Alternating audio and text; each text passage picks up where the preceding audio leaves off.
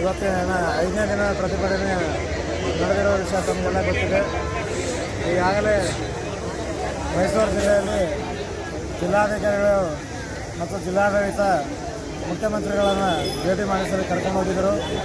ಮುಖ್ಯಮಂತ್ರಿಯವರ ಮುಂದೆ ಈಗಾಗಲೇ ನಮ್ಮ ಕನಿಷ್ಠ ವೇತನ ಕಡತ ಸರ್ಕಾರದ ಹಂತದಲ್ಲಿದೆ, ಅದನ್ನು ಜಾರಿಗೊಳಿಸಬೇಕಂತ ಮನವಿ ಮಾಡಿದ್ದೀವಿ. ಮತ್ತು ಹಿಂದೆ ನೀವು ವಿರೋಧ ಪಕ್ಷ ನಾಯಕರಾಗಿದ್ದಾಗ ನಮಗೆ ಕಾಯಂ ಬೀಳುತ್ತೇವೆ ಅಂತೇಳಿ ಮಾತು ಕೊಟ್ಟಿದ್ದೀರಿ. ಅದ್ರ ಪ್ರಕಾರ ನಮಗೆ ಈಗ ಕನಿಷ್ಠ ವೇತನ ಮಾಡ್ರಿ ಅಂತ ಮನವಿ ಮಾಡಿದಾಗ ಮುಖ್ಯಮಂತ್ರಿಗಳು ಯಾವುದೇ ಸ್ಪಂದನೆ ನೀಡದೆ ಮುಖ್ಯಮಂತ್ರಿಯವರೊಂದಿಗೆ ಭೇಟಿಯಾಗುವಂಥ ಮಾತುಕತೆ ನಡೆಸುವಂಥ ಸಂಧಾನ ವಿಫಲವಾಗಿದೆ.